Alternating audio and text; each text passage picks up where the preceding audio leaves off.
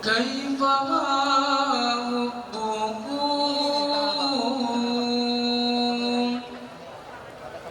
كيف أهواكم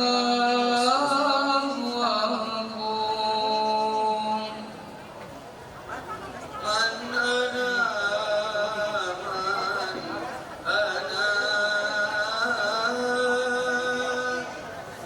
من أنا لولاكم كيف ما حبكم كيف ما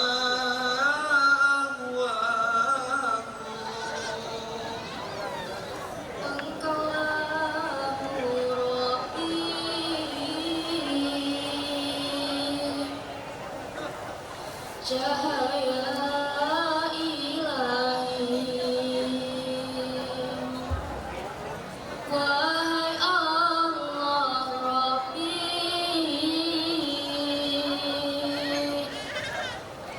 jaga guru kamilah pendosa yang harapkan cinta, wasilah yang mulia darimu guruku. Cintaku yang suci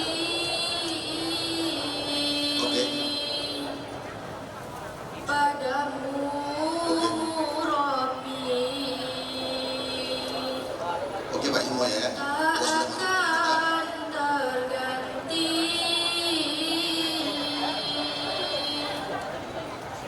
kan kekal abadi, karenamu ku bisa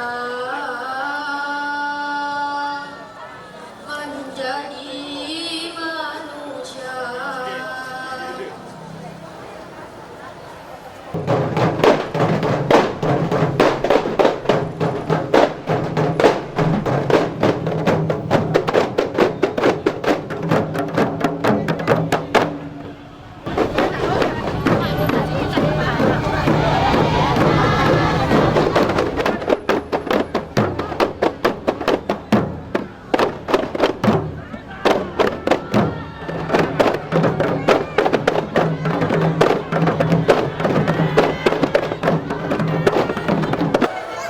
Ya, Bapak dan Ibu, ya, UAS sudah di tengah-tengah kita, mungkin boleh duduk semuanya ya, agar semua bisa melihat dengan secara langsung. Sungguh jadi hiasan. Selamat datang di Tiban Indah. UAS hadir memberikan pesan kebaikan. Tarian Zapin rentak menari, sebut seniman bestari budaya. Terima kasih jemaah hadir ke sini, semoga pulang iman bertambah. Anak nelayan memancing ikan, pergi memancing memakai sampan, bersilaturahim menambah iman sebagai bekal sampai ke tujuan. Selamat datang kami ucapkan kepada Ustaz Profesor Haji Abdul Somad Batubara LC di SAPSD yang sudah hadir di tengah-tengah kita bersama. Mari kita bertakbir Bapak Ibu. Allahu Akbar.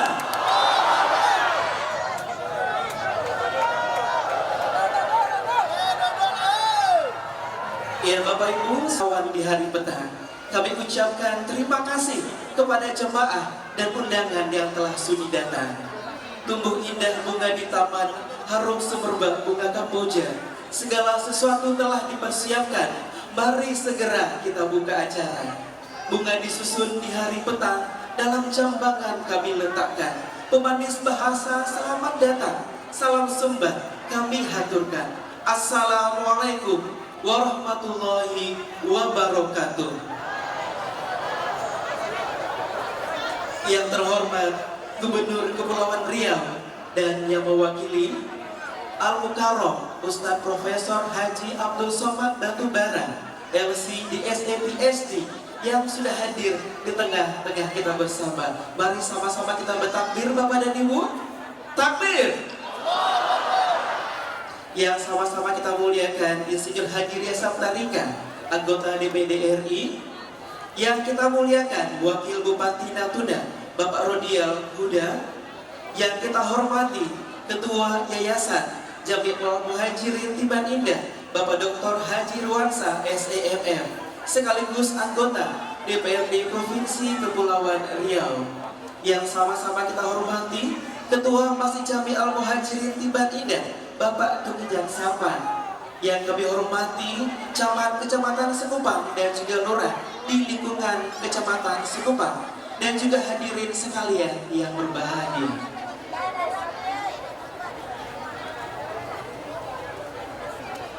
Dibelah di laut anyaman rotan, pagar bambu lalu ikan.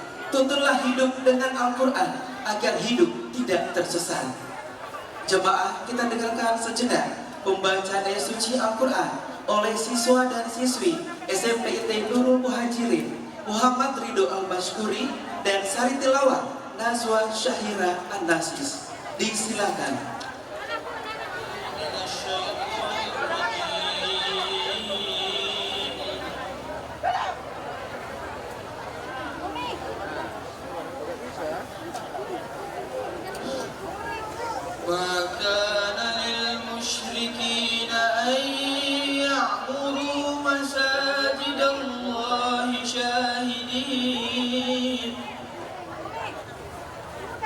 شاهدين على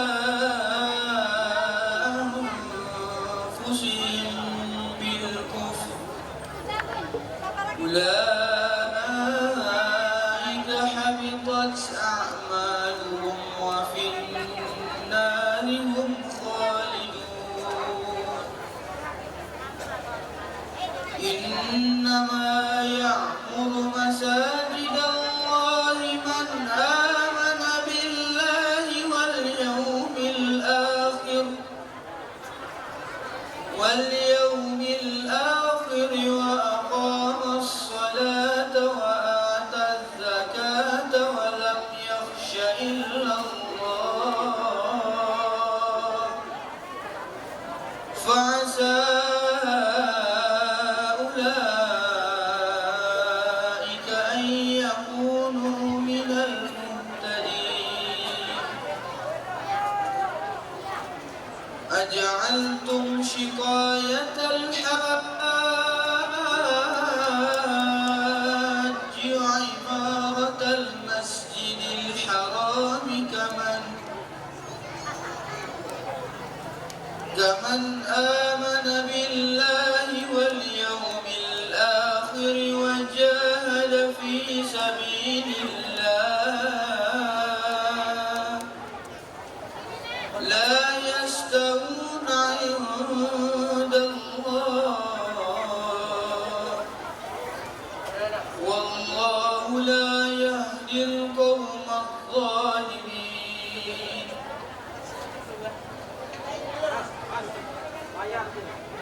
الذين آمنوا وهاجروا وجاهدوا في سبيل الله بأموالهم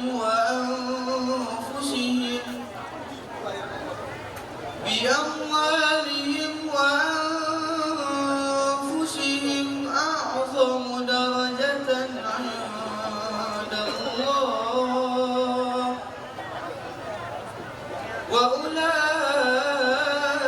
وأولئك هم الفائزون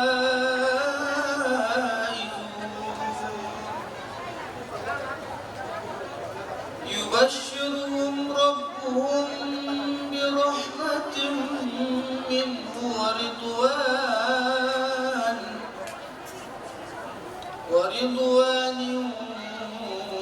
وجنات لهم فيها نعيم مقيم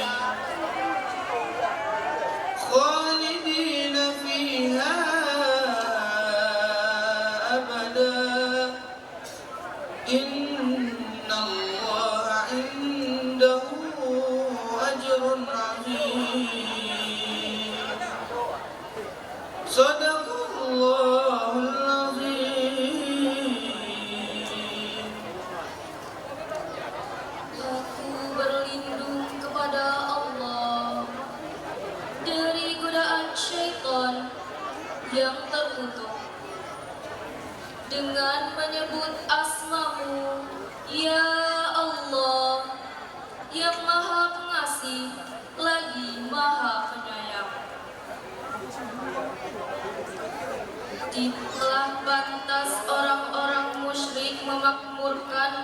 masjid Allah, padahal mereka mengakui bahwa mereka sendiri kafir.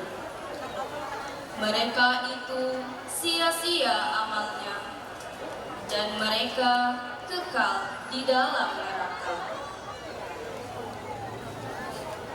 Sesungguhnya yang memakmurkan masjid Allah hanyalah orang-orang yang beriman kepada Allah dan hari kemudian,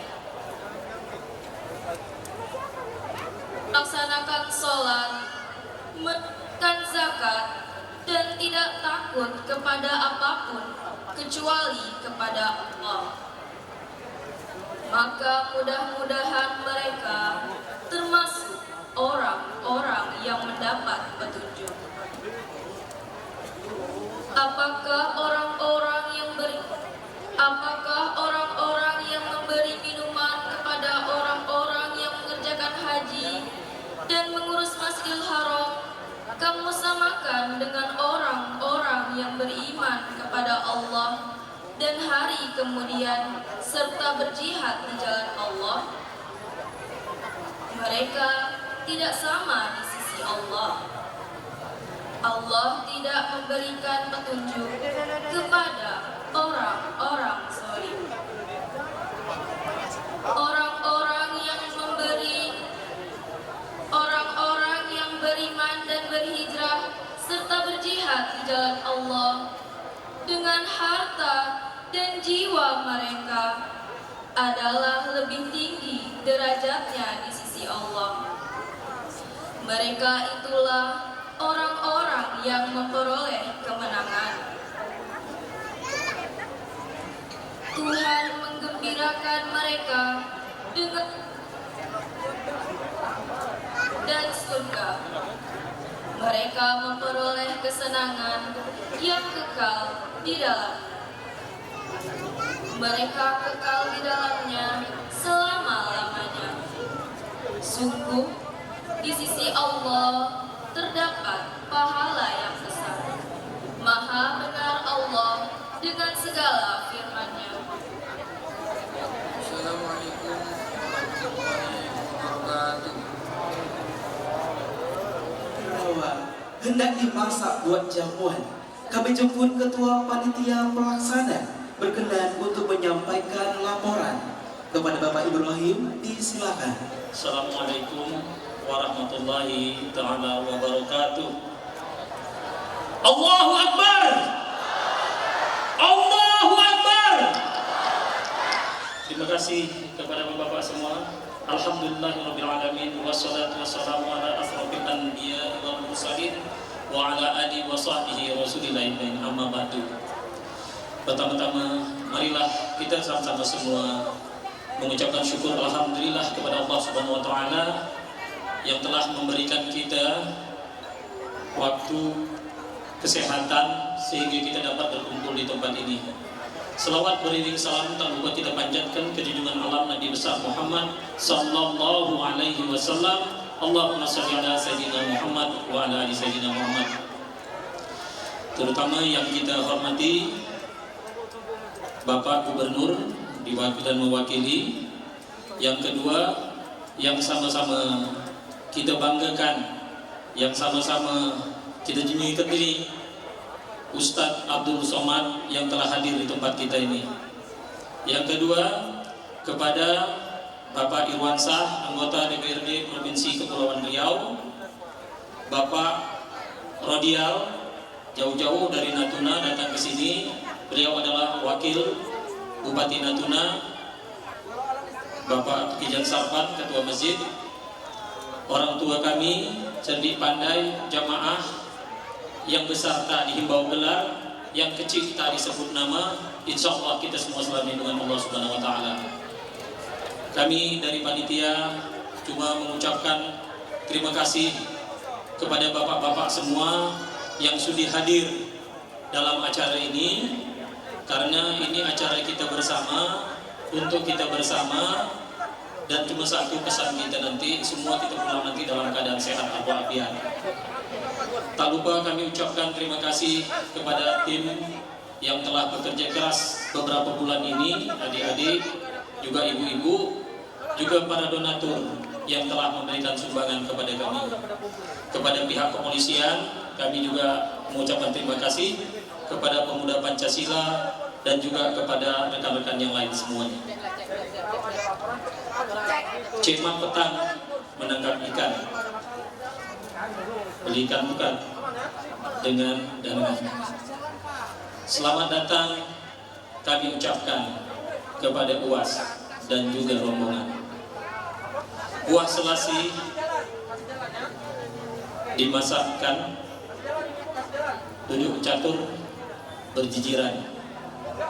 Terima kasih kami ucapkan kepada donatur dan para dermawan. Itu saja yang bisa kami sampaikan. Awal kata diucap bismillah, akhir kata alhamdulillah.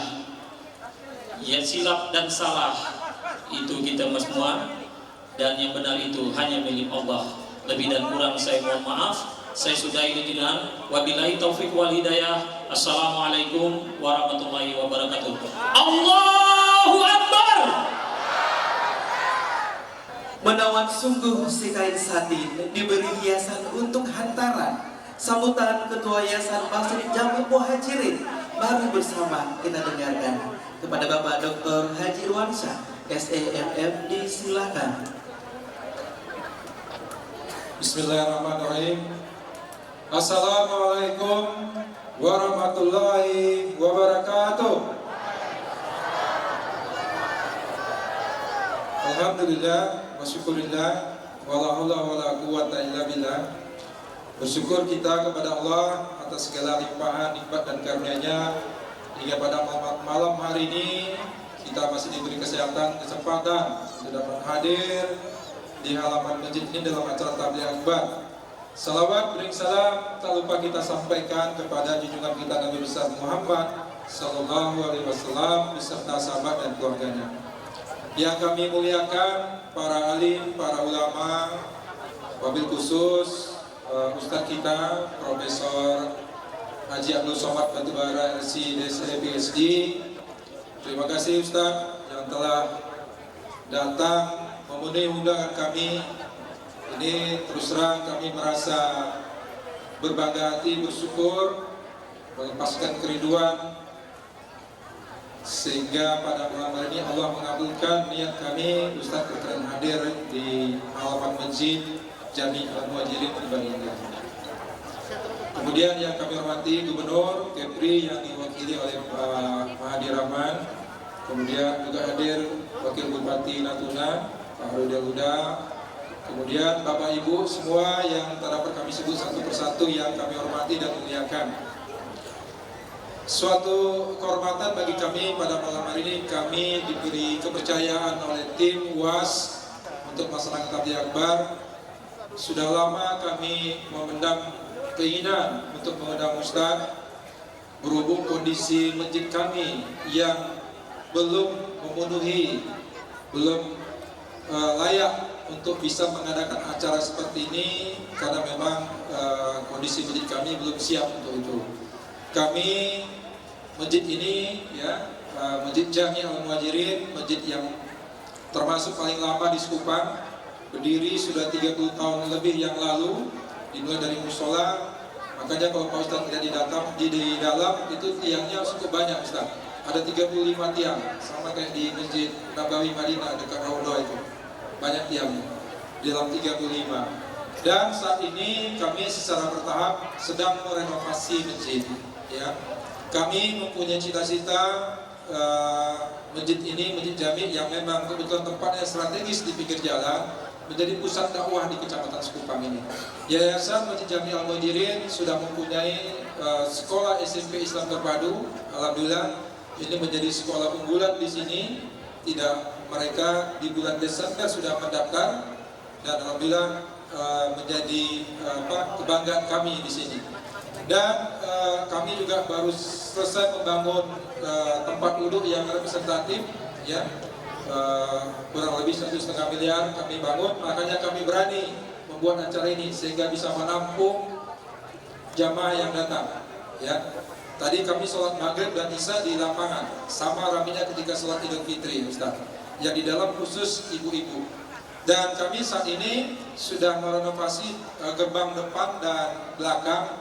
Alhamdulillah berikutnya akan merenovasi lantai bawah dan atas, sehingga nantinya seperti gambar yang kami ada di samping. Dengan asbab, dengan kedatangan Ustadz dan doa Bapak Ibu semua, semoga dimudahkan Allah niat kami ini untuk merenovasi total masjid ini, dan membutuhkan biaya kurang lebih sekitar 4-5 miliar, dan sedang berjalan. Mudah-mudahan tahun ini atau paling lambat tahun depan ini masjid ini bisa kami selesaikan, dan tentu kami siap untuk menjadi pusat, ya. Jadi kami sudah punya sekolah, punya BMT. Di sekitar sini banyak masyarakat yang tidak mampu, Ustaz. Banyak yang terjerat rentenir dengan BMT, ini kami selesaikan semua. Dan mereka membutuhkan ekonomi, karena memang kami sadar bahwa tidak hanya beribadah di masjid, tapi semua kebutuhannya tentu kami mencoba untuk bisa menyediakannya, termasuk pendidikan. Kami juga berniat, sudah kami jalankan sejak COVID ini, pada masyarakat yang tidak mampu, ya, itu bisa datang ke masjid. Ya, insyaallah kami akan sedia membantu apapun itu persoalannya. Mohon doanya Bapak Ibu semua, mudah-mudahan niat kami ini bisa tercapai. Demikian dari kami, dan terakhir kami mengucapkan terima kasih yang sebesar-besarnya kepada panitia di bawah pimpinan Pak Ibrahim dan seluruh pihak yang dapat kami sebut satu persatu yang telah membantu suksesnya acara ini. Wabil khusus kepada tim manajemen UAS, Ustadz Aruna dan Ustadz Edrianto. Terima kasih. Insyaallah mudah-mudahan acara ini berkesan dan bermakna di antara masyarakat Iban Indah, Batam Lestari umumnya. Terima kasih. Mohon maaf kalau dalam pelaksanaan acara ini ditemukan kekurangan di sana sini. Terima kasih sekali lagi. Mohon maaf. Wassalamualaikum warahmatullahi wabarakatuh.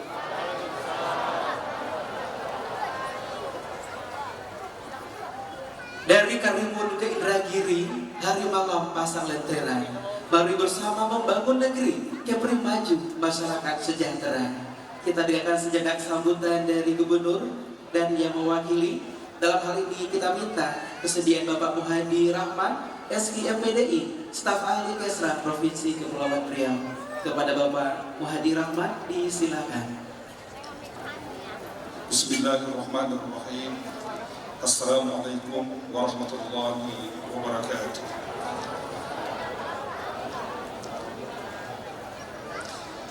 Bismillahirrahmanirrahim. Yawma tarawnaha tazhalu kullu murdi'atin amma arda'at wa tada'u kullu zati hamlin hamlaha wa tarawna sasukara wa ma hum bisukara walakinna azaballahi syadid.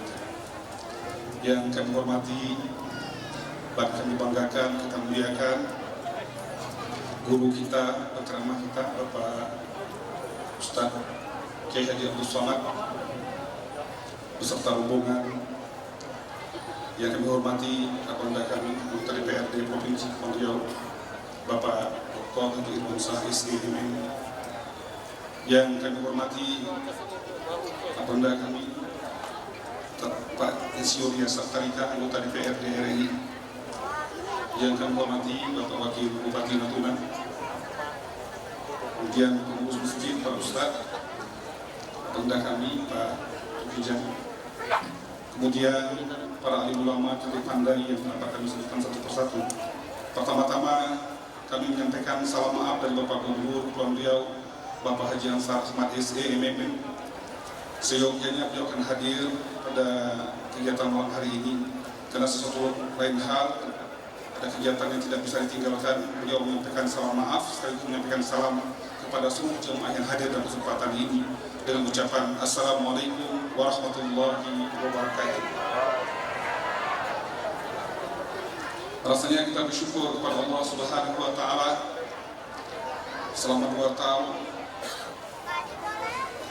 ketika COVID melanda. Rasanya kita sudah rindu dengan suasana seperti ini, ya Pak, ya. Rindu, dan kita bersyukur kepada Allah Subhanahu wa Ta'ala pada malam hari ini kita bisa berkumpul menikmati, ya, tausiah, apalagi kita tahu Ustaz Abdul Somad, ya, bisa hadir di tengah-tengah kita, ini luar biasa, suatu hal yang patut kita syukuri. Kenapa? saya katakan demikian sebab Provinsi Kepulauan Riau termasuk provinsi yang mendapat perhatian khusus daripada beliau dalam rangka menambah keimanan ketakwaan kita kepada Allah Subhanahu wa taala. Cuman kami hanya mengingatkan saja, di samping kita melaksanakan mengikuti mendengarkan tausiah ini juga seperti yang panitia tadi menyebutkan kepada kita, tetap kita harus menjaga protokol kesehatan, jangan sampai kita lalai. Kadang-kadang kita begitu COVID sudah menurunkan lalai kita. Tidak boleh, ya, harus tetap kita patuhi. Saya kira saya tidak panjang lebar. Saya kira Bapak Ibu jamaah sekalian tentu sudah tidak sabar lagi untuk mendengarkan tausiah dari guru kita, ustaz kita yang sangat kita cintai ini. Saya kira itu saja yang dapat kami sampaikan. Terlebih dan kurang kami mohon maaf. Kami akhiri. Wallahu muwaffiq ila aqwamit thoriq. Wassalamualaikum warahmatullahi wabarakatuh. Waktunya yang kita tunggu-tunggu, tausiah, tanya jawab dan doa dari Ustaz Profesor Haji Abdul Somad LCD STP HD, S1 Al-Azhar University Kairo Mesir, S2 Institut Darul Hadis Al-Hasaniyah Maroko, S3 Universitas Islam Abdul Rahman Sudan. Pulau Benang cantik panorama, cahaya terang di ujung barat. Kalau menyimpang dari agama, niscaya diri akan tersesat. Kepada Ustaz Abdul Somad disilakan. Takbir!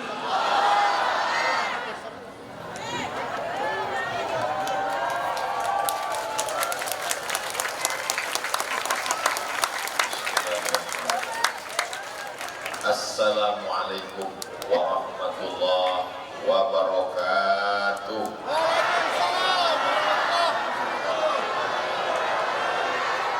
Alhamdulillahi rabbil alamin. Wassalatu wassalamu ala ashrafil khalqi ajma'in. Sayyidina wa maulana wa syafi'ina wa dhuhrina wa qurrati a'yunina Muhammadin wa ala alihi wa sahbihi wa man tabi'ahu ila yaumiddin. Yang di atas ini orang-orang yang dipilih oleh masyarakat untuk mengurus orang banyak di Kepulauan Riau. Ada Bapak Gubernur karena kesibukan diwakili oleh Bapak Staf Ahli Bidang Kesra. Ada Bapak Wakil Bupati Natuna. Ada juga bersama kita di tengah kesibukan tetap bisa hadir Bapak anggota DPRD, Bapak anggota DPD, dan orang-orang yang diberikan Allah amanah tak dapat disebut satu persatu, encik-encik, puan-puan, tuan-tuan, jemputan majelis yang besar tak dihimbau gelar, yang kecil tak dapat disebut nama. Insya Allah semuanya dimuliakan Allah Subhanahu wa ta'ala. Amin ya rabbal alamin. Gambar yang ada di depan itu adalah gambar Masjid Jami' Al-Muhajirin. Sedangkan yang aslinya ini. Kalau ada yang heran kenapa tak sama, memang begitu. Kita pun kadang kalau jumpa sama orang, waktu digambar bukan main mantap. Pas jumpa, mantap juga. Nah, makanya tak kenal maka tak sayang maka tak cinta. Tanda orang kenal mesti berjumpa. Kau kenal dengan Pak Fulan? Kenal. Di mana kau kenal? Ku tengok balehonya memanjat-manjat sampai ke pokok kayu. Kapan itu? Pilkada. Habis itu ada dia datang? Enggak. Maka berjumpa. Bertemunya di mana? Di dalam masjid. Jadi masjid adalah tempat membangun perjalanan sejarah Islam. Nabi sampai di Taif setelah naik onta 8 hari 8 malam dari kota Makkah Al-Madinah. Yang pertama kali dia bangun masjid. Sampai di kota Al-Madinah Al-Munawwarah yang dibangun masjid. Diutus sahabat Nabi namanya Ammar bin As pada masa Khalifah Umar bin Khattab menyeberang Laut Merah sampai ke Afrika Utara. Di tengah kota bernama Fustat. Fustat berubah menjadi Kairo. Yang pertama dibangun masjid. Lalu kemudian ketika ulama-ulama sampai ke negeri Melayu, sampai ke Aceh, yang dibangun masjid. turun Aceh, Kesultanan Melayu Langkat, di Tanjung Pura yang dibangun masjid sebelah kiri sampai tegak berdiri sampai hari ini. Masuk ke kota Medan, Kerajaan Melayu Delhi, tegak berdiri sampai hari ini. Masjid Raya Al-Masun, turun ke bawah, masuk ke Kerajaan Siak Serindrapura, di tepi Sungai Siak, sampai hari ini masih tegak berdiri. Masjid. Jadi kalau mau kekal abadi tak mati sampai hari kiamat, mesti membangun masjid. Pak Camat bangun masjid, Pak Bupati bangun masjid, Pak Wali Kota bangun masjid, Pak Gubernur bangun masjid. Presiden Insinyur Soekarno di tengah kesulitan ekonomi negara Republik Indonesia baru saja menang melawan Belanda dan Jepang, sampai hari ini masjid kebanggaan kita. Masjid itu diberi nama Masjid Istiqlal. Sekarang kemana kita pergi di seluruh penjuru Indonesia, dari Sabang sampai Papua, tegak berdiri masjid. Bangunannya khas, atapnya tak pakai kubah, tapi arsitektur Masjid Kesultanan Demak. Wali Songo membangunnya, dipakai itu di seluruh kabupaten kota se-Indonesia. Masjid Muslim Pancasila. Hari berganti, musim berubah. Orde lama tumbang, orde baru berganti, masa reformasi, tapi ada yang kekal abadi, masjid. Jangan mati sebelum bangun masjid. Jadi pesan ke anak-anak, ibu kandung mereka 9 bulan 10 hari, mereka susukan 2 tahun, tapi pesannya adalah, anakku, kau bangun masjid. Jadi bupati tak lama, paling lama 2 periode, itu pun kalau tak datang KPK. Jadi gubernur paling lama 10 tahun, hisapnya di akhirat lama sekali. Apalagi kalau tak amanah, dituntut di hadapan Allah. Tapi kalau bangun masjid, subuh, zuhur, maghrib, asar, duha, tahajud, witir, idul fitri, idul adha, gerhana bulan matahari, minta hujan istisqa, anak-anak mengaji dari maghrib ke isya, emak-emak sore wirid yasin, maka mengalir pahala. Doakan sebelum mati Abdul Somad bisa bangun masjid. Masjid apa namanya? Ya, Masjid As-Somad. Ini malam ini nampak anak-anak kecil, mereka ini merekam ini dalam kepalanya, dia pulang, nanti dia berpikir sebelum tidur, terngiang ceramah Ustaz Somad di telinganya, maka dia terpikir, nanti aku kalau lajang, aku bangun masjid. Mudah-mudahan setiap anak-anak ini bangun masjid, insya Allah. Amin. Jadi kau bangun masjid, jadi pakai duit apa? APBD. Bagaimana kalau orang bangun masjid pakai APBD, APBN, Pak Ustaz? Maka dia pun juga mendapatkan pahalanya. Kenapa? Karena ada kekuasaan di ujung jari tinta pena. Bangun masjid dengan tanda tangan. Kau orang kaya, bangun masjid dengan kekuasaan, dengan harta. Karena semua ini barang titipan Allah Subhanahu wa ta'ala. Insya Allah masjid ini nanti sesuai dengan bentuk gambarnya, insya Allah. Amin. Untuk sementara, kalau tak mau mandang masjid, mandang gambarnya aja dulu. Insya Allah sampai niat baik. Menaranya sudah cantik, luar biasa. Masjid Nabawi tak ada menara. Bilal naik ke atas atap azan. Allahu Akbar, Allahu Akbar. Tak ada atap, tak ada menara.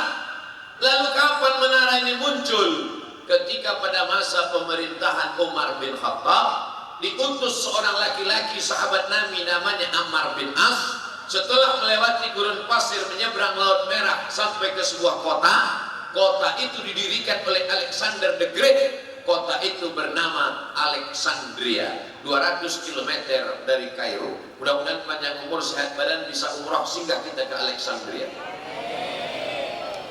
Sampai di sana, ditengoknya di tepi laut Mediterania, ditengoknya di tepi laut, nampak ada tempat api. Kita menyebutnya mercusuar. Karena orang di tengah laut, dia tak tahu mana daratan, gelap gulita. Supaya tahu dia kemana dia mendarat, menengok api. Api bahasa Arabnya nar. Tempat api manarah. Manarah, tempat api. Orang kita menyebutnya menara. Bahasa Arabnya manarah, bukan munarah. Manarah. Dulu aslinya di atasnya tempat api. Dibuang apinya, diambil menaranya, naik orang ke atas mengumandangkan azan supaya suara ke penjuru kota. Allahu Akbar, Allahu Akbar. Yang sebelumnya hanya di atas atap rumah, makin tinggi. Hari berganti, musim berubah. Sekarang kalau kita tengok, api tak ada lagi, orang pun tak ada naik. Kenapa suara bisa naik? Orangnya di bawah. Apa namanya itu? Oh, itu merek. Sama macam di kampus tempat saya mengajar, Honda dilarang parkir. Terus kalau Suzuki, maka speaker, speak, ngomong, tukang ngomong. Dia yang naik ke atas, lalu kemudian kabelnya turun ke bawah. Turun kabelnya ke bawah, menyambung ke muazzin, orangnya di bawah, suaranya naik ke atas. Lalu kemudian kabelnya tadi menyambung ke imam. Allahu Akbar. Bismillahirrahmanirrahim. Alhamdulillahirabbil alamin. Selesai sholat, assalamualaikum warahmatullah. Jamaah bertanya, Pak Imam boleh bertanya? Boleh. Apa yang mau kau tanya? Apa hukumnya sholat baju kena tai burung? Mana ada baju kena tai burung, kata Imam? Itu kabelnya nyambung sampai ke atas. Kabelnya diciri merpati. Menjadi pembahasan dalam Bahsul Masail Nahdlatul Ulama ketika saya jadi sekretaris di Provinsi Riau Daratan. Jadi kemajuan teknologi tidak membuat kita menjadi sulit beragama, justru menjadi mudah beragama. Jadi Islam tidak melarang peradaban luar untuk masuk ke dalam masjid. Jadi kalau dikatakan kalau tidak ada di zaman Nabi berarti bid'ah, maka Masjid Jami Al-Muhajirin ini dua bid'ah besar. Itulah dua menara bid'ah. Wa kullu bid'atin dhalalah wa kullu dhalalatin finnar. Tidak begitu memandangnya, karena dia baik-baik saja dan bisa untuk membantu sarana prasarana untuk melaksanakan ibadah. Begitu juga dengan masjid yang cantik. Zaman Nabi SAW tidak ada itu kubah di atas. Carilah buku sejarah tentang kubah Masjid Nabawi, tak ada. Dari mana datangnya kubah? Dari arsitektur bangunan Bizantium. Ada seorang laki-laki namanya Bizan, dia bangun peradaban namanya Bizanti. Ada seorang laki-laki namanya Alexander, dia bangun kota namanya Alexandria. Ada seorang laki-laki namanya Konstantin, dia bangun kota bernama Konstantinopel. Maka ciri khas bangunan Bizantium, atap di atas melengkung. Kenapa dibuat melengkung? Karena batu yang disusun sehingga tak jatuh, sehingga tengahnya tidak terlalu banyak tiang. Jadi kalau kita pergi ke bangunan-bangunan di Turki bekas kekuasaan Bizantium, Konstantinopel, itu nanti Bapak Ibu tengok ada batu disusun sehingga dia menjadi melengkung. Karena batu ini ukurannya atas besar, kecil, bawah kecil, maka dia menyatu, tak jatuh. Susah untuk menceritakannya. Mudah-mudahan nanti kita bisa pergi ke sana, insya Allah. Amin. Nanti waktu Bapak pergi ke sana menengok melengkung tiangnya, tak ada tiang di tengah, barulah ingat, oh ini kata Ustaz Somad dulu. Apa gunanya kalau dibuat dia melengkung? Kalau dia melengkung tak terlalu banyak tiang di tengah. Kalau tidak terlalu banyak tiang di tengah, apa gunanya? Sholat tak kudus, dan yang paling penting waktu Ustaz ceramah tak ada yang bersandar ke tiang. Oh, Ustaz nyindir kami yang di dalam. Aku tak nampak entah bersandar entah tidak. Karena yang kelihatan hanya bapak-bapak. Karena sholat itu paling bagus soknya tak putus. Dan ketika Ustadz ceramah sampai ayat dan hadis itu ke telinga jamaah. Kalau tiangnya terlalu banyak, menyangkut ayat itu ke tiang-tiang. Apa yang kau dengar dari ceramah Ustadz tadi? Entah kemana ayat sama hadis? Agaknya tersangkut 35 tiang halangannya. Dan 35 tiang ini bagusnya, supaya orang di daerah Masjid Jami Al-Muhajirin ini tetap terus rajin datang, insyaallah, amin. Karena kalau dia tak datang, orang akan bilang, "Gimana sholat berjamaah di Masjid Jami Al-Muhajirin?" Lebih banyak tiang daripada orang. 35 tiang hampir cukup rukun untuk sholat Jumat. Menurut mazhab Syafi'i, sholat Jumat itu mesti ada 40 orang laki-laki sehat, tidak musafir, mukim. Tinggal tambah 5 tiang lagi, sah sholat Jumat. Jadi masjid tidak hanya sebatas bangunan, tapi juga di dalamnya ada arsitektur. Pak Ustadz, anak saya mau saya kirim ke Mesir. Anaknya tidak mau jadi ustadz. Anaknya rajin menggambar. Kalau anak yang suka rajin menggambar, dia mau jadi insinyur arsitek, dia mau masuk ITB, bagus dikirim ke Mesir atau ke Bandung? Bagus dia ke Bandung. Kalau dipaksa juga dia ke Mesir, dia tidak jadi Musa, dia jadi Fir'aun nanti balik. Makanya anak tanya baik-baik, kau mau kuliah nak? Ya. Hobi kau apa? Menggambar-gambar bangunan aku suka. Nah, kalau gitu kau pergi ke Bandung, masuk ke Institut Teknologi Bandung, gambar, tapi yang kau gambar adalah masjid. Dia akan masuk surga dengan gambarnya, insya Allah. Nanti yang masuk surga dengan ustadznya, dengan tausiahnya, dengan ilmunya. Tapi tidak bisa kita paksakan orang, stres dia. Dia menghadapi orang banyak tak pandai. Tak bisa dia ngomong depan orang banyak. Dipaksakan juga keringat dingin, pendek umurnya. Tapi kalau dia di depan laptop, depan komputer, depan kampas menggambar, dia lancar. Maka silakan kau bangun masjid, tapi bukan dengan kekuasaan, tapi dengan gambar menggambarmu. Ini tidak ada nampak di hadapan kita. Dan arsitek yang membangun masjid ini tidak maju ke depan untuk memberikan kata sambutan.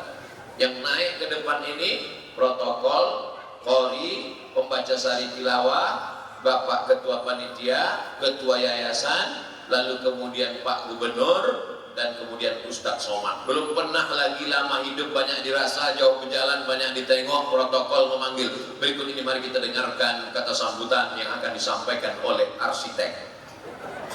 Walaupun masjid ini cantik dan jadi karena mereka, insya Allah semua diberikan Allah kemampuan dan kelebihan. Hanya saja ada yang kelebihannya pada bicaranya, ada yang kelebihannya pada otaknya, ada yang kelebihannya pada puasanya, ada yang kelebihannya pada uangnya, ada yang kelebihannya pada rupanya.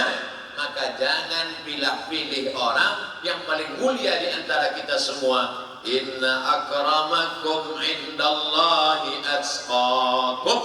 Arsitek kalau dia ngaji orang masjid, tidak akan dia buat WC menghadap kiblat.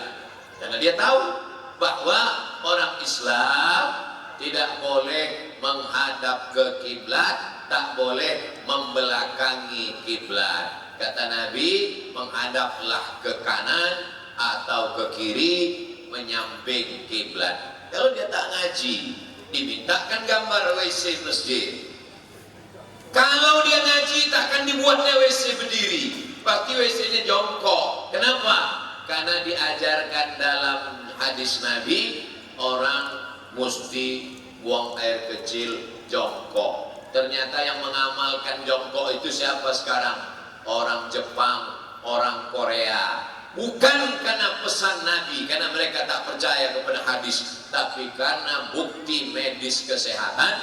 Kalau dia jongkok, maka habis air kencingnya, tumpah semua. Tapi kalau dia berdiri, keluar sedikit, lalu kemudian tersisa sedikit, tersisa, menumpuk, itulah menjadi kristal. Ditembak, salah tembak, putus sama pistolnya sekalian. Oleh sebab itu maka anak-anak, bapak ibu yang mau jadi dokter silakan. Dia nanti akan menjelaskan manfaat kencing jongkok. Dia mau jadi arsitek silakan. Dia akan menjadi arsitek yang ngaji, sehingga ketika dia bangun masjid ada emperannya. Coba tengok Masjid Jami Al-Muhajirin, di atas ada emperan. Apa emperan itu Pak Ustaz? Balkon. Apa balkon itu Pak Ustaz? Teras. Apa teras itu Pak Ustaz? Orang mana kau tak tahu? Gunanya untuk apa?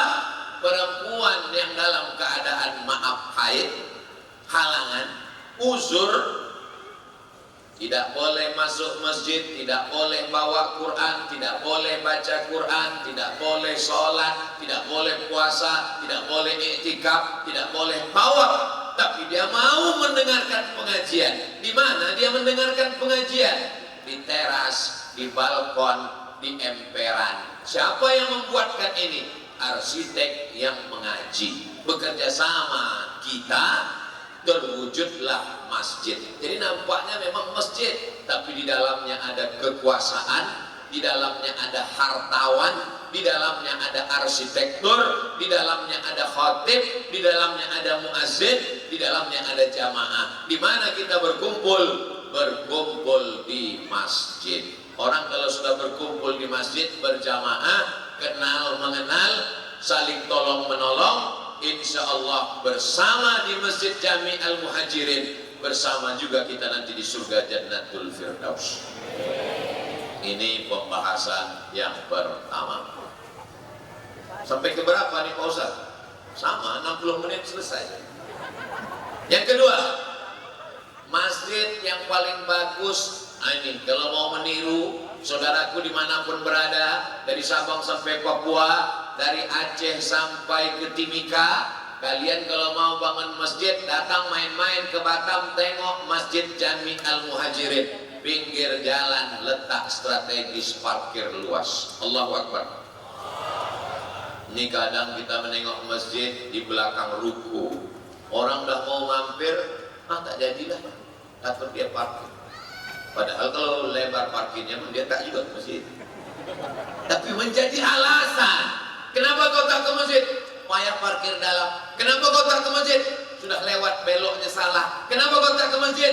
Kusangka tadi bukan masjid karena ruko. Nah, ini langsung tempat strategis. Orang yang memperjuangkan tapak Masjid Jami 30 tahun yang lalu, kalau dia masih hidup, mudah-mudahan diridhoi Allah hidupnya.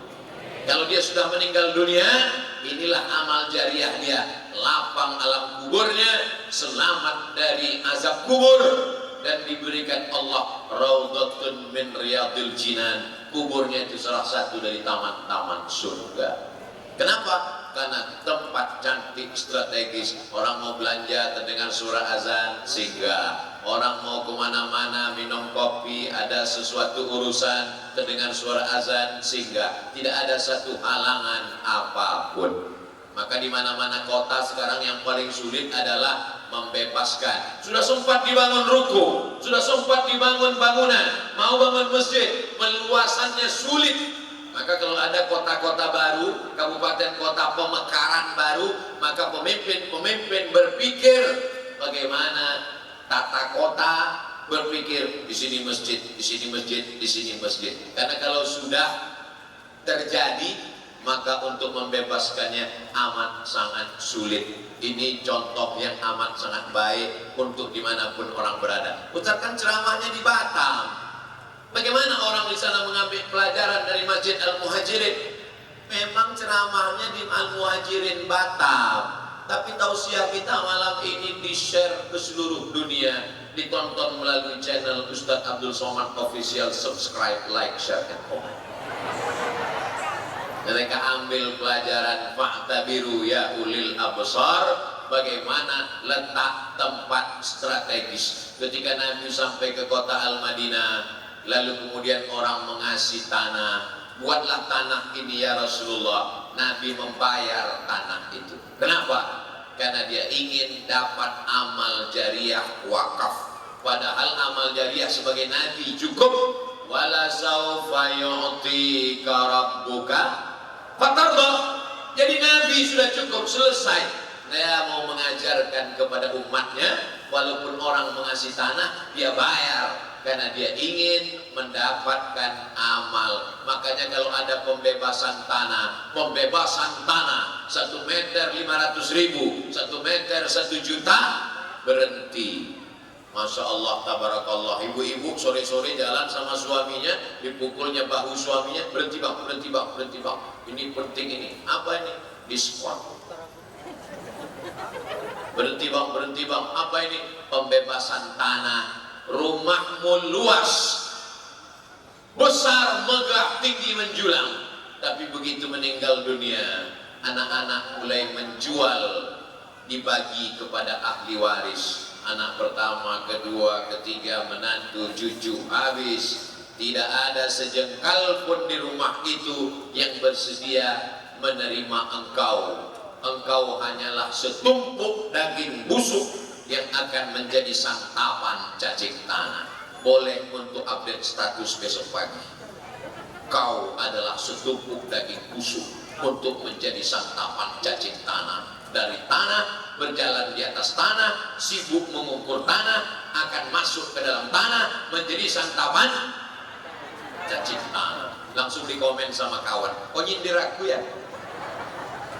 Kita tidak ada maksud sindir menyindir. Tujuan kita tak lain tak bukan supaya ingat bahwa tanah yang kekal abadi, nih 30 tahun.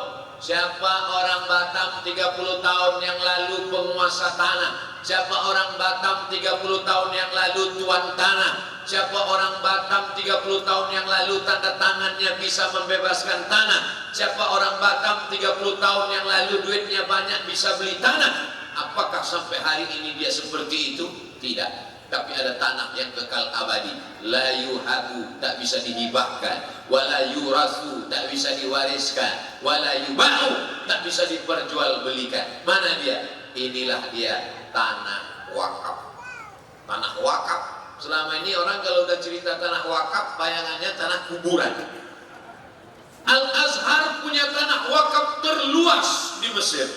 Lebih kaya daripada negara. Al-Azhar sama negara lebih kaya Al-Azhar.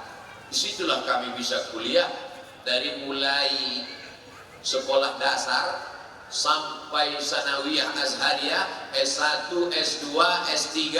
Zaman saya di Azhar 74 negara di dunia mengirimkan anak-anaknya gratis. Dari mana? Tanah wakaf. Di atas tanah wakaf dibangun rukonya untuk kepentingan umat. Di atas tanah wakaf dibangun rumah sakitnya kepentingan umat. Kawan saya suka makan cabai, mengunyahnya tak serius, bertumpuk biji cabai, terus sumbat jadi usus buntu. Diperiksa ke rumah sakit, sedikit lagi mau meledak, mati. Maka kata dokter, potong. Berapa biaya potongnya? 2.000 pon kali 3.000 rupiah, 6 juta. Duit tak ada, krisis moneter. Anak Indonesia mau dipulangkan naik pesawat Hercules. Kenapa pesawat Hercules dikirim? Tak ada kursinya, tegak berdiri dari Kairo ke Jakarta macam naik metro ini. Sudah siap-siap mau pulang, tapi begitu ditunjukkan kartu Al-Azhar, oh mahasiswa Azhar, langsung gratis. Jadi mestinya di masjid ada ruko-ruko, ada rumah sakit, ada klinik, ada orang yang seumur hidup tak pernah ke masjid. Tapi begitu dia periksa istrinya di klinik di samping masjid, sampai waktu sholat, hayya 'alas shalah.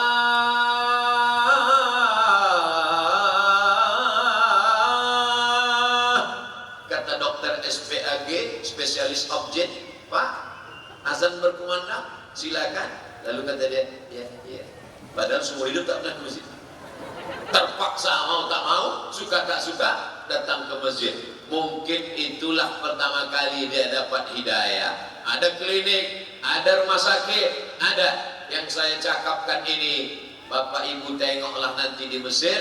Ini Universitas Al-Azhar, berawal dari Masjid Al-Azhar. Di sampingnya ada Mustasfa Hussein, rumah sakit Sayyidina Husain, anak Sayyidatuna Fatimah, anak Sayyidina wa Maulana Muhammad sallallahu alaihi wasallam. Jadi jangan otak kita itu terpikir butuh masjid, cuman tempat sholat, cuman tanah wakaf, pekuburan, matilah ini. Padahal ini adalah investasi akhirat. Orang paling bertuah di Batam adalah orang yang mewakafkan tanah, mendirikan masjid tanpa disebutkan namanya, ilal marhum almarhumah binti fulan bin fulan, sampai pahalanya mengalir sampai hari kiamat. Mudah-mudahan rezeki kita berlimpah ruah, bisa untuk wakaf, infak, sedekah insyaallah. Amin.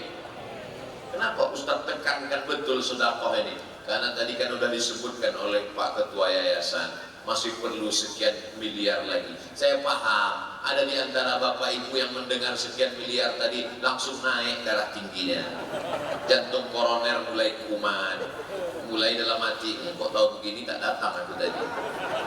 Pasti ada yang namanya setan berbisik dalam hati, pasti ada. Jangan marah, jangan tersinggung, itu memang sudah SOS, standar operasional setan.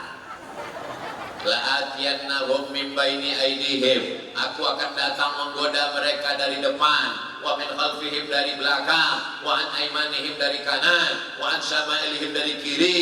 Pas datang mau bersedekah ke masjid Jami' Al-Muhajirin, apa kata setan? Jangan kau sedekah, rumah kau belum selesai, iuran jilbab belum lunas. Jangan kau sedekah untuk masjid, pikirkan juga anak kau yang SD belum tamat, yang SMP mau SMA, yang SMA mau kuliah, yang kuliah mau wisuda, yang wisuda mau S2, yang S2 mau kerja, yang kerja mau nikah, yang nikah istrinya mau melahirkan, yang melahirkan cucu masih kecil mau sekolah, sampai mati tak akan pernah sedekah. Kalau ditunggu lapang, orang tidak akan pernah sedekah. Sempat-sempatkanlah, karena sampai masanya nanti kita mau duit ada tapi tak sempat. Kenapa? Karena sudah masuk ke liang ICU. Mau cepat aja ke liang lahat. Liang ICU belum mati selesai. Ini setengah mati. Judul lagunya Setengah Napasku Pergi. Judul lagunya Menghitung Hari. Apa kata dokter masuk ke ruang ICU? Bapak Ibu sabar ya, tenang aja. Insya Allah ini gak sampai hari Jumat selesai. Meleleh air mata.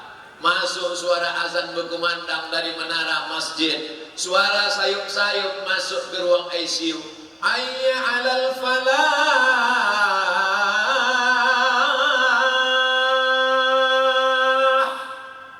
Meleleh.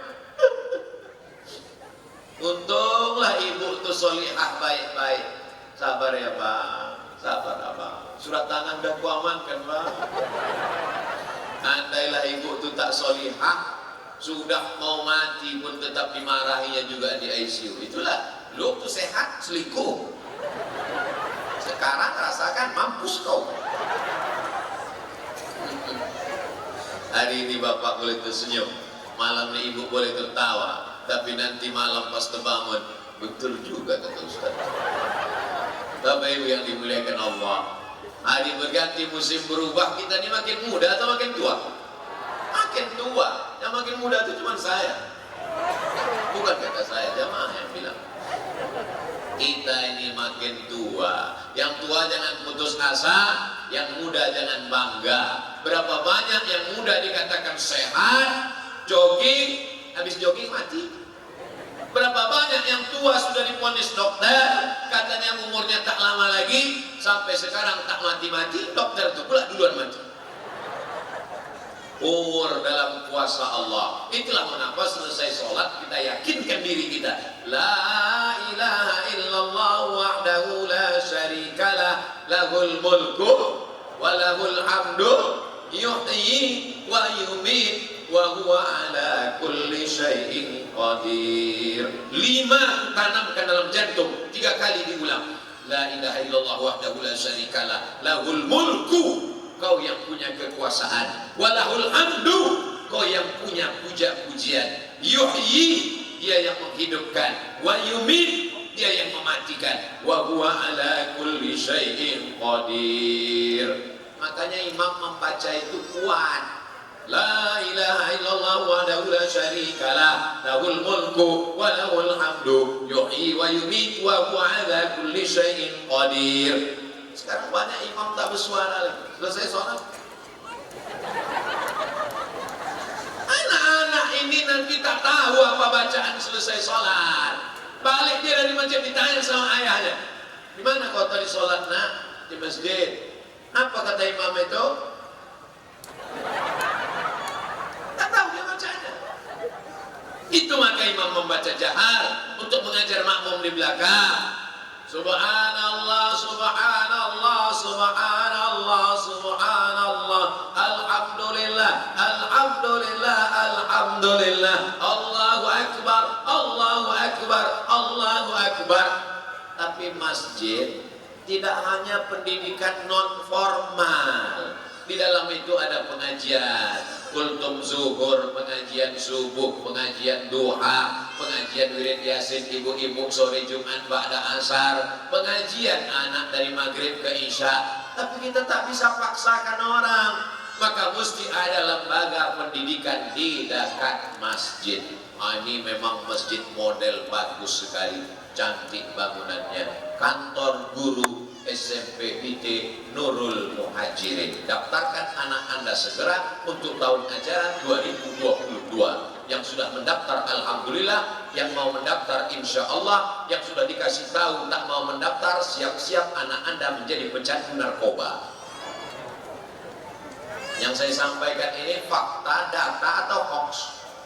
Terserah Bapak Ibu mau percaya atau tidak. Kalau dimasukkan dia ke sekolah agama, apa makna Islam terpadu, memadukan antara sains teknologi dengan pendidikan agama. Di sini dia belajar fisika, kimia, biologi, matematika, bahasa Inggris, tapi juga dia belajar akidah, akhlak, Quran hadis, fikih, bahasa Arab. Sehingga nanti kalau dia tamat SMP 3 tahun, SMA 3 tahun, dia mau ke Mesir bisa. Karena di kepalanya ada 5, bahasa Arab, akidah, akhlak, Quran hadis, fikih, supaya tahu dia bagaimana fardu kifayah memandikan jenazah, supaya tahu dia mana rukun, mana syarat, mana wajib, mana sunat muakkad.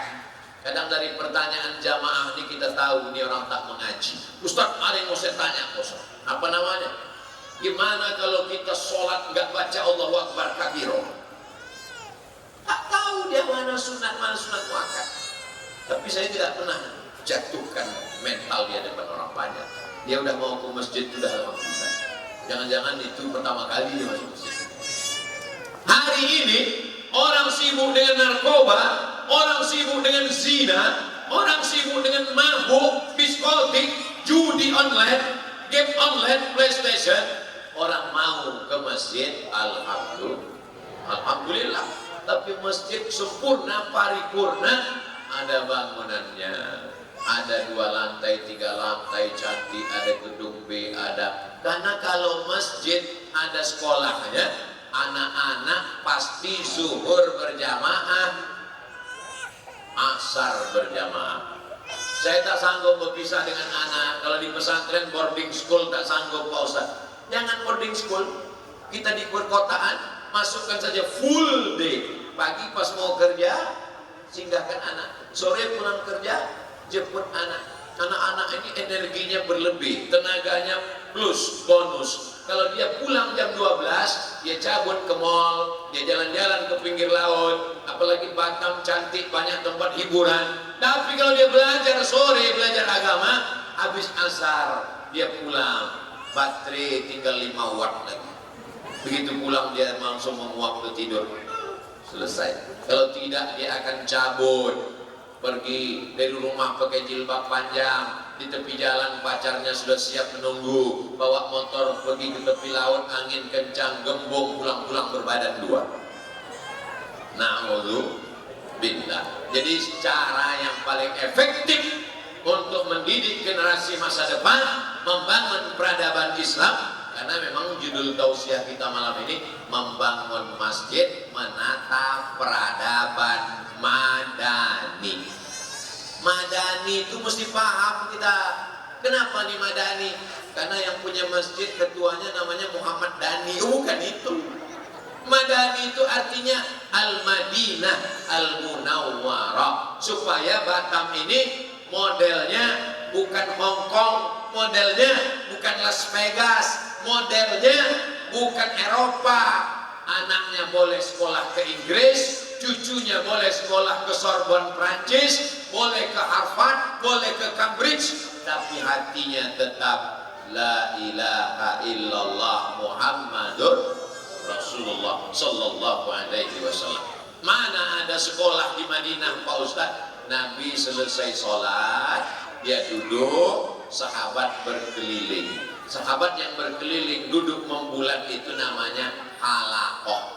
Halakoh artinya ustadz duduk, ulama duduk, kiai duduk, jamaah berkeliling. Di dalam satu masjid bisa 5 halakoh. Di sudut sana halakoh tafsir, di sudut sana halakoh hadis, di sudut sana halakoh tasawuf, di sudut sana halakoh fikih, di sudut sana halakoh sastra Arab.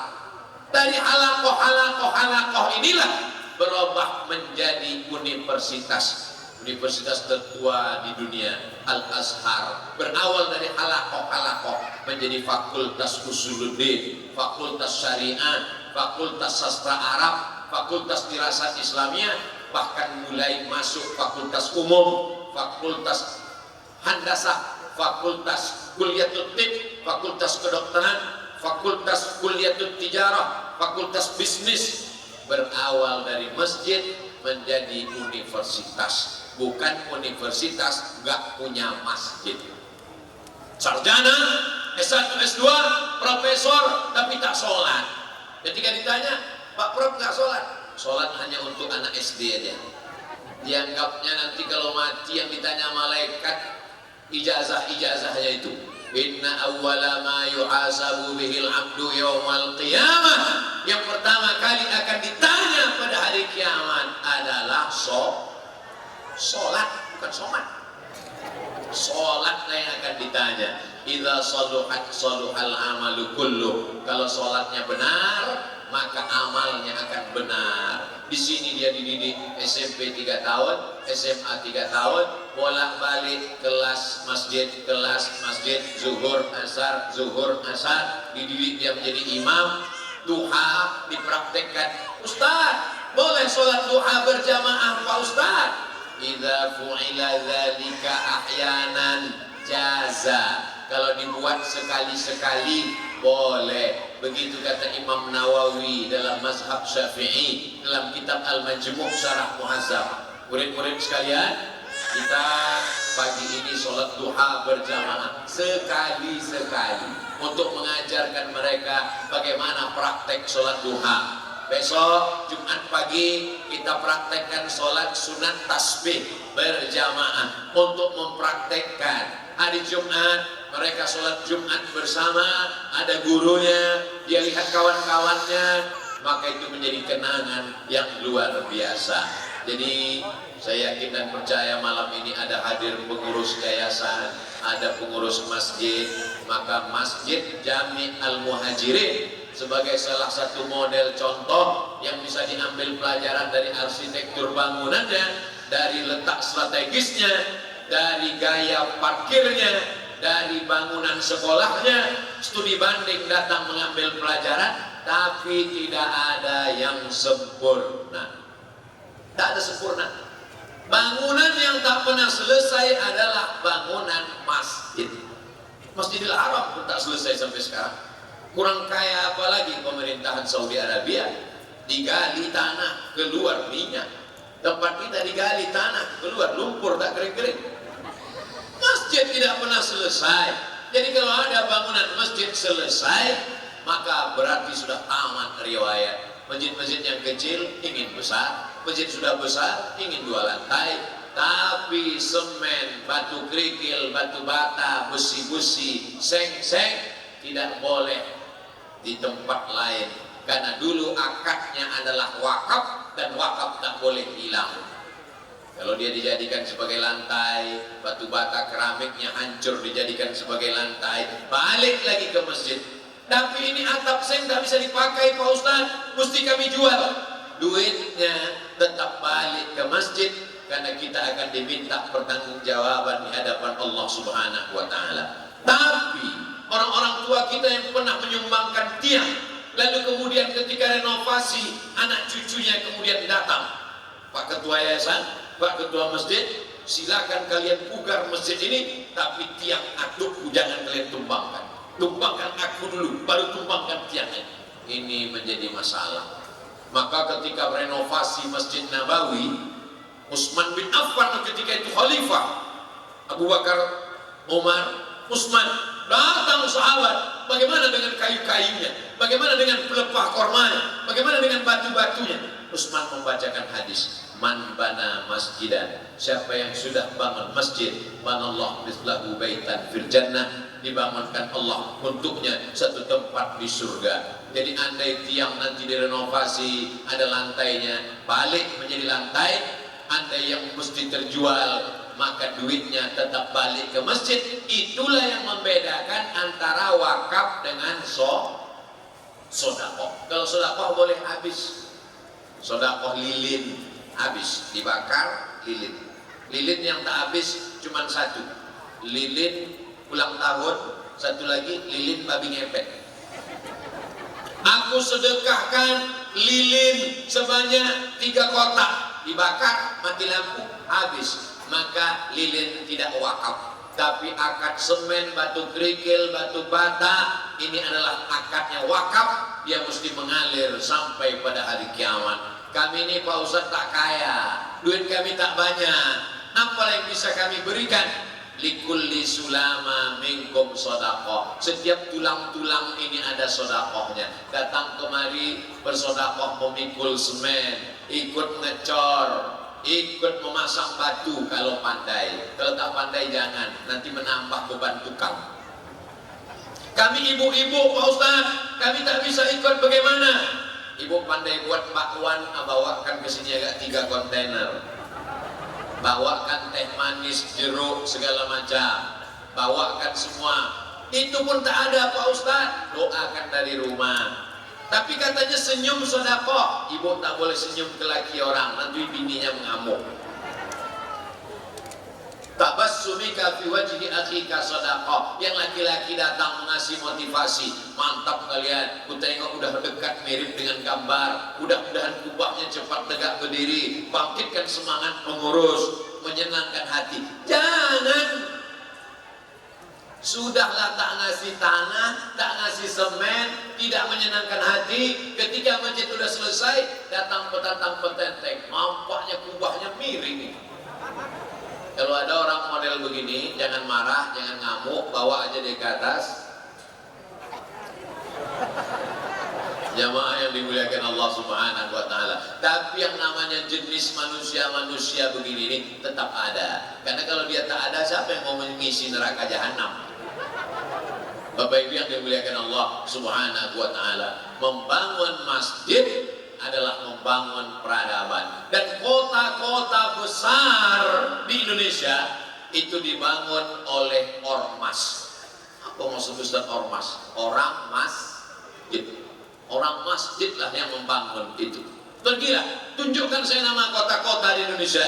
Pontianak, saya baru pulang dari Pontianak. Sebelum ke Batam, Pontianak. Pontianak itu ada sungai terpanjang di Indonesia, namanya Sungai Kapuas. Di tepi Sungai Kapuas ada masjid, sampai hari ini tegak berdiri, dibangun oleh Habib Abdurrahman bin Husain Al-Gadri. Dibangunnya masjid, dibangunnya Istana Al-Gadriyah. Dua-duanya ada sampai sekarang. Istana fid dunya hasanah, masjid fil akhirati hasanah. Saya cuma mau ngasih tahu, saya sudah pernah ceramah di dua-dua tempat. Pergi ke Medan, Sumatera Utara, ini Medan Bogor, ada Istana Maimun, ada Masjid Al-Masun. Menghadap ke arah kiblat, sebelah kanan ada istana. Tepat di depan masjid, kuburan tengku-tengku raja-raja, sultan-sultan. Mengapa orang Melayu suka berkubur di dekat masjid? Karena setiap orang lalu lalang pasti mendoakan dia. Di depan ada kuburan, pas mau masuk masjid, assalamualaikum ya ala diyar minal mu'minin wa inna insyaallahu bikum larhamullahu mustaqdimina wal mustakhirin nas'alullah lana wa lakumul afiyah. Pas keluar dari masjid, assalamualaikum ya ala diyar minal mu'minin wa inna insyaallahu bikum lahiqun yarhamullahu mustaqdimina wal mustakhirin nas'alullah lana wa lakumul afiyah.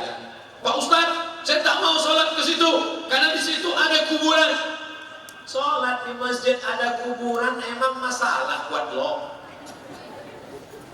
Tak bisa dia bedakan antara tiga. Masalah di masjid ada kuburan, ini mesti dibedakan antara tiga. Pertama, sholat ke kubur. Ini kubur, sholatnya ke kubur. Yang kedua, menjadikan kubur sebagai masjid.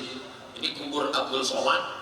Setelah itu kemudian diratakan pakai traktor, dibangun masjid di atas kubur. Namanya Masjid As-Somad. Itu yang dilarang. Apa kata Nabi? La'anallahu al-yahud wan nasara. Allah melaknat orang Yahudi dan Nasrani. Kenapa? Ittakhadhu qubur anbiya'ihim masajid. Karena merubah kubur jadi masjid.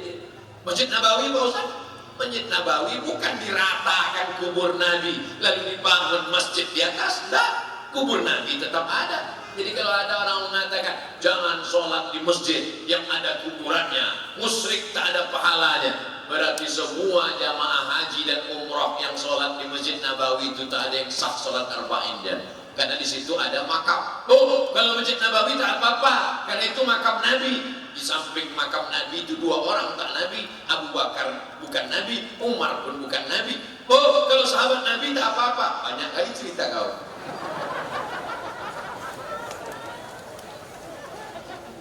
Jadi yang tak boleh itu adalah meratakan kuburan, dibangun masjid di atasnya.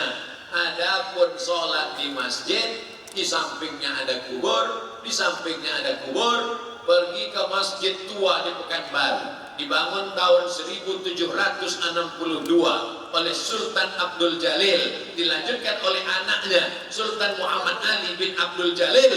Di samping ada makam seorang Habib yang menikah dengan anak gadis Sultan Siak, namanya Sayyidi Al-Habib Utsman Shahabuddin. Istrinya di samping Tengku Embong. Dan ada makam, ada dindingnya, ada jalan pemisah, masjidnya pun berdinding, maka tak masalah. Maka ini menjadi kehebohan di tengah masyarakat. Akhirnya orang ke masjid ini mau mencari ketenangan.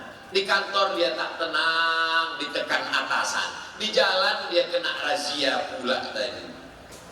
Mau pulang ke rumah pun repet tak selesai-selesai. Dia mau ke masjid mencari ketenangan. Sampai di masjid dibid'ahkan, difasikkan, didolalahkan, difinarkan. Lama-lama nanti jadi gila ini orang. Aku ke masjid ini mau mencari ketenangan. Makanya kalau ada orang tertidur mendengar ceramah, itu berarti hatinya tenang. Kenapa Ustaz kalau ceramah itu Ustaz tengok keliling kanan kiri? Saya mau menengok berapa orang yang menguap. Tapi sekarang tak bisa lagi dipraktekkan karena orang pakai masker. Tetap protokol kesehatan, karena COVID belum berakhir. Kabarnya dia akan datang lagi membawa ibunya, namanya Omikron. Kalaupun sekarang nampaknya aman, karena memang akhir tahun, awal tahun dia tak datang. Nanti dia datang pas mau sholat tarawih. Jamaah yang dimuliakan Allah Subhanahu wa ta'ala, itu prediksi aja. Mudah-mudahan nanti kita tarawih dia tak ikut. Subhanal malikil ma'bud, Subhanal malikil mawjud, Subhanal malikil hayyil ladzi la yanam wa la yamut wa la yafutu abada. Subhan quddus rabbuna wa rabbul malaikati warruh. Mudah-mudahan nanti kita bisa tarawih di sini bersama, insyaallah. Amin. Hadirilah tarawih bersama dengan Ustaz Abdul Somad online. Bertahun-tahun kita online sudah. Khawatir kita nanti dipanggil malaikat, silakan masuk ke dalam surga. Pas mau sampai pintu, online, bodoh. Siapa yang hadir majelis ilmu, insya Allah masuk surga tidak online. Kepada gubernur, bupati, masuk surga, kata malaikat. Pas datang gubernur, kata malaikat, yang mewakili aja. Masuk Pak Asisten, masuk Pak Staf Ahli. Nah, itulah enaknya jadi wakil-wakil. Nah, itu menyenangkan hati yang mewakili gubernur. Bapak Ibu yang dimuliakan Allah Subhanahu wa taala, indahnya pertemuan di masjid. Ayah, ya. Di mana ayah jumpa sama emak dulu? Sekotek tadi. Rupanya jumpa di diskotik. Itu siapa ya? Itu kawan ayah. Di mana jumpanya dulu?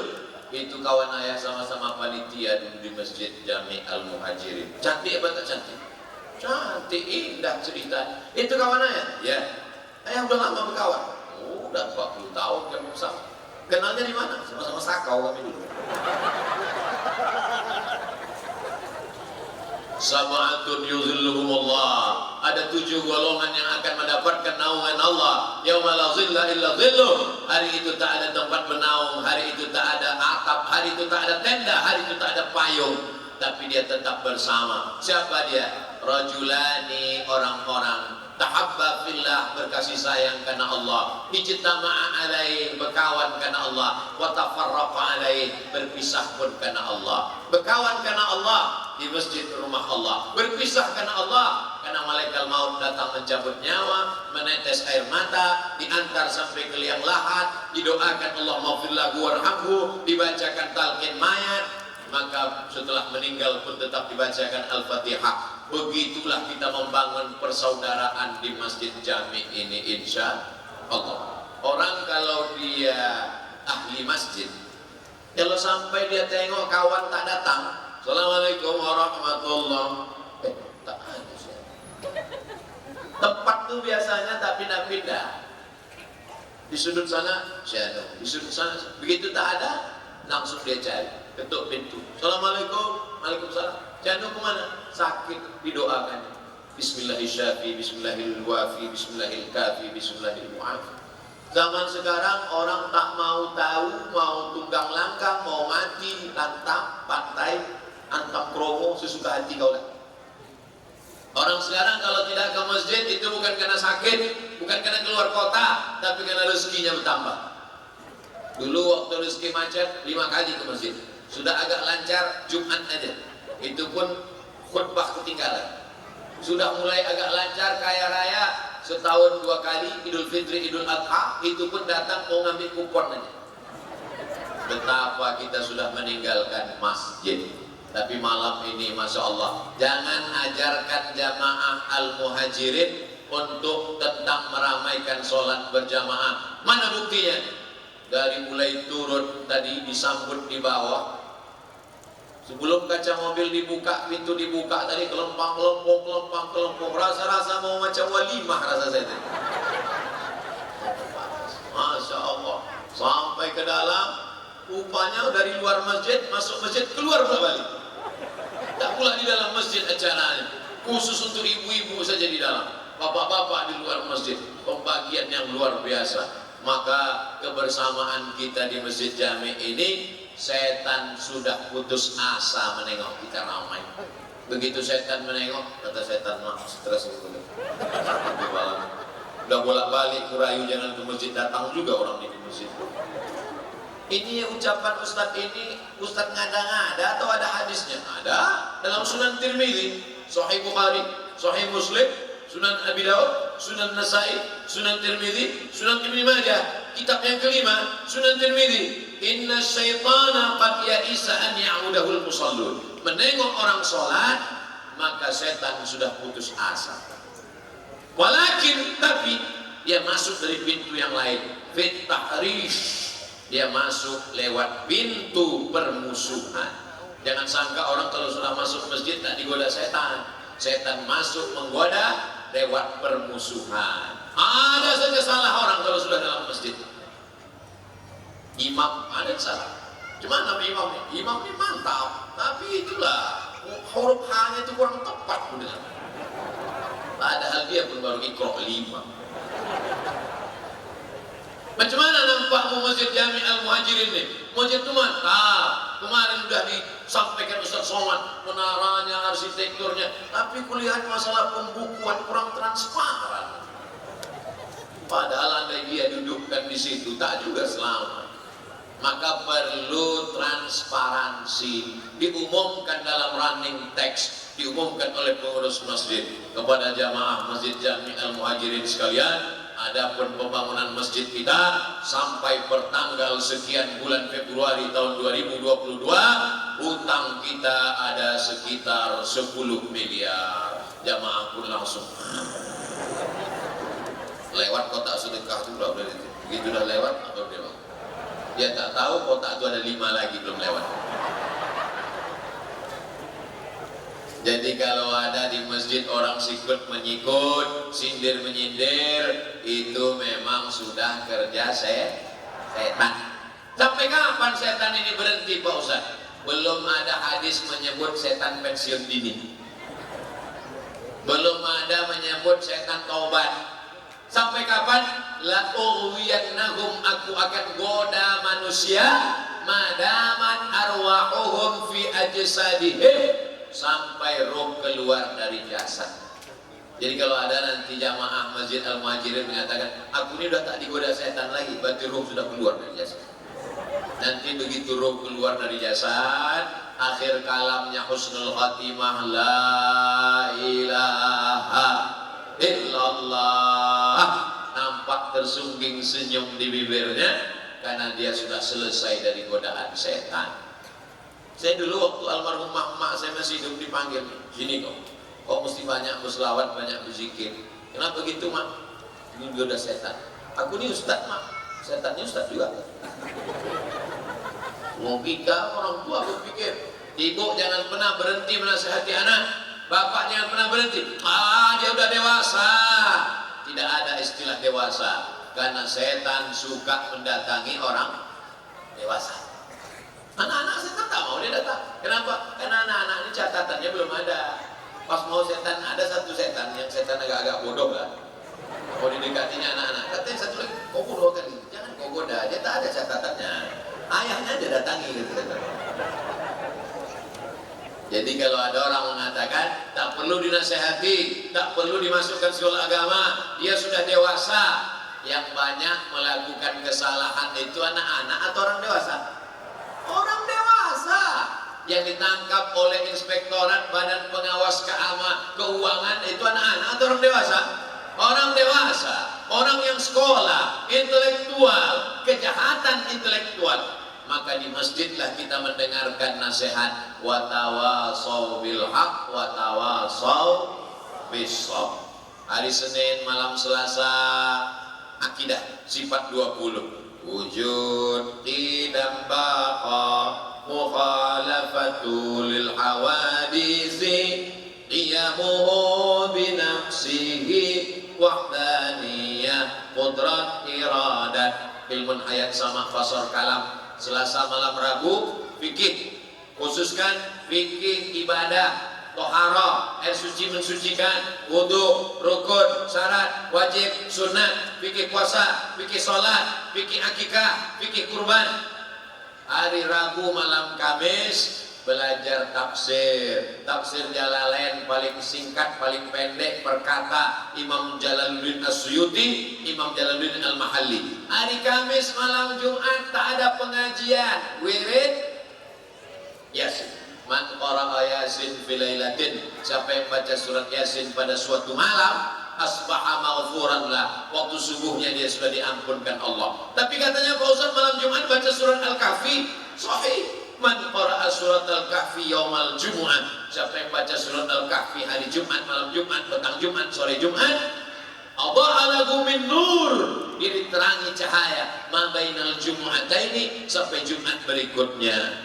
Lalu kemudian hari Jumat malam Sabtu mengkaji hadis. Paling sikit pendek hadis arba'in, 40 hadis. Hadis pertama innamal a'malu binniyat, disusun oleh Imam An-Nawawi, meninggal tahun 676 Hijrah. Hari Sabtu malam Ahad pengajian tabligh akbar supaya dikunci anak-anak muda, bapak-bapak, ibu-ibu tidak keluyuran malam Ahad, malam libur, ngaji ke masjid. Ini kalau diatur berkuli-kuluk begini, orang-orang yang dulu tidak sempat nyantri, tidak sempat ke pesantren, tidak dapat pendidikan agama, ya bisa mengulang lagi. Direkam, pengajian-pengajian ini direkam, libatkan anak-anak muda, remaja masjid untuk membuat channel. Channelnya Masjid Jami Al-Muhajirin Channel. Followernya nih, udah ada channelnya? Belum? Andai ada channelnya, malam ini bisa langsung bertambah subscriber. Bapak keluarkan handphonenya semua, buka channel Masjid Jami Al-Muhajirin Batam Channel. Sudah dapat? Ya, subscribe, ya, pencet loncengnya, udah selesai. Setiap ada pengajian, masuk langsung. Setiap ada ajakan streaming, memanfaatkan multimedia. Karena kalau tidak masjid buat, anak-anak kita akan diambil oleh aliran sekuler, liberal, komunis, ateis, agnostik, macam-macam aliran yang ada di YouTube. Kalau zaman dulu TV, masih syukur TV dikontrol oleh Komisi Penyiaran, Badan Sensor Film Nasional. Tapi zaman anak kita sekarang sudah tak ada sama sekali sensor. Channel-channel YouTube sesuka hatinya. Maka anak muda ini dikelola, dibuat pelatihan. Khusus pagi Ahad dibuat kajian anak-anak muda. Karena anak muda tidak mau mengaji sama orang tua. Kenapa kalian tak mau datang pengajian? Gak mau Pak Ustaz. Pengajian sama bapak-bapak isinya cerita mati aja. Pengajian kita subuh ini adalah malam pertama di alam kubur. Dia mau bagaimana bahaya narkoba, bagaimana cita-cita ke depan, bagaimana manajemen ekonomi keuangan mahasiswa, bagaimana meraih sukses, dihadirkan narasumbernya, bagaimana bisa jadi DPD, bagaimana bisa jadi DPRD, dihadirkan narasumbernya Babin Kamtibmas, Babinsa, cerita bagaimana supaya jauh dari narkoba bersama dokter, dari melibatkan BNN Badan Narkotika Nasional khusus untuk anak muda, penyelenggaraan jenazah hari Ahad pagi libur, penyelenggaraan jenazah bawa anak muda, yang orang tua tak usah karena dia yang mau dimandikan nanti. Bapak Ibu yang dimuliakan Allah Subhanahu wa taala, insya Allah yang saya sampaikan ini kalau kita amalkan, maka Masjid Jami Al-Muhajirin Batam akan menjadi sumber peradaban Islam sampai hari kiamat nanti insya Allah. Kita ini sudah tua-tua, ibarat pohon kayu sudah mulai menguning, layu dan akan mati, tapi ada tunas-tunas hijau melanjut di masa akan datang. Qorinya tadi membaca Quran anak muda, sari tilawahnya pun anak muda. Seakan-akan Masjid Jami Al-Muhajirin mau masih tahu Ustaz Somad, wahai Ustaz Somad, tengoklah anak-anak muda kami hebatnya baca Quran. Yang muda aja begitu baca Quran, apalagi yang tua tuh. Kalau tak percaya, tes. Insya Allah. Itulah yang dapat saya sampaikan pada kesempatan kali ini. 70 menit kita bersama bernilai amal soleh untuk kebaikan kita semua. Mudah-mudahan istiqomah iman dan Islam, anak-anaknya menjadi penghafal Quran, Batam Kepulauan Riau menjadi baldatun thayyibatun wa rabbun ghafur, pembangunan masjid segera selesai, terbuka pintu rezeki hati kita untuk berwakaf, berinfak, bersedekah, keluarga sakinah mawaddah warahmah, pemimpin kita adil dan amanah, rakyatnya pula sejahtera. Ala hazihin niyah wa kulli niyatin salihah. Al-Fatihah. A'udzu billahi minasy syaithanir rajim. Bismillahirrahmanirrahim. Alhamdulillahi rabbil alamin. Arrahmanir rahim. Maliki yaumiddin. Iyyaka na'budu wa iyyaka nasta'in. Ihdinas siratal mustaqim. Siratal ladzina an'amta 'alaihim ghairil maghdubi 'alaihim waladdallin. Amin. Rabbana ighfir lana dzunubana, ampunkan dosa kami, wali abaina, ayah kami, wali ummahatina, emak kami, wali azwajina, pasangan hidup kami, wali zurriyatina, anak cucu keturunan kami, wali masyayikhina, para kiai, para guru-guru kami, wali man ahsana ilaina, orang yang sudah berbuat baik untuk kami, wali man hadarana, semua yang hadir di majlis ini, wali man syarakana, yang mengikuti pengajian majlis taklim kami, waliman dakhala buyutana mu'minin, orang-orang yang datang ke rumah kami dalam keadaan beriman kepada Engkau ya Allah. Wali ikhwanina alladzina sabaquna bil iman, saudara kami yang sudah mendahului kami dengan iman. Allahumma ja'al kuburahum rawdatan min riyadil jinan, jadikan kubur mereka salah satu dari taman-taman surga. La taj'al kuburahum hufratan min hufarin niran, jangan jadikan kuburnya salah satu dari lubang neraka. Rabbana hab lana minas shalihin, jadikan anak kami anak-anak yang saleh dan salihah. Rabbana hab lana min ladunka dzurriyyatan thayyibah, jadikan keturunan kami keturunan yang baik-baik. Rabbana hab lana min azwajina wa dzurriyyatina qurrata a'yun, jadikan pasangan hidup kami, anak-anak kami orang-orang yang sejuk dipandang mata dan menenangkan hati kami. Waj'alna lil muttaqina imama, jadikan kami menjadi pemimpin bagi orang yang bertakwa. Allahumma aftah lana abwabal khairi wa abwabal rizqi wa abwabal ni'mati wa abwabal barakah, bukakan untuk kami pintu-pintu rezeki, pintu-pintu rahmat, pintu-pintu barakah, supaya kami dapat berwakaf, berzakat, berinfak dan bersedekah. Ya muqallibal qulub, Engkau yang membolak-balikkan hati, tsabbit qulubana, kokohkan hati kami ala dinik, dalam agamamu, wa ala ta'atik, dalam ketaatan kepada kami. Allahumma a'inna, tolong kami, ala zikrika, supaya hati kami selalu berzikir mengingatmu, wa syukrika, selalu bersyukur kepadamu, wa husni ibadatik, selalu beribadah dengan ibadah yang baik. Rabbana atina fid dunya hasanah wa fil akhirati hasanah wa qina adzabannar. Wa sallallahu ala sayyidina Muhammad wa ala alihi wa sahbihi wa sallam. Walhamdulillahi rabbil alamin. Taqabbalallahu minkum wa taqabbal ya karim. Terima kasih segala perhatian. Mohon maaf segala kesilapan dan kehilafan. Wassalamualaikum warahmatullahi wabarakatuh. Waalaikumsalam warahmatullahi wabarakatuh.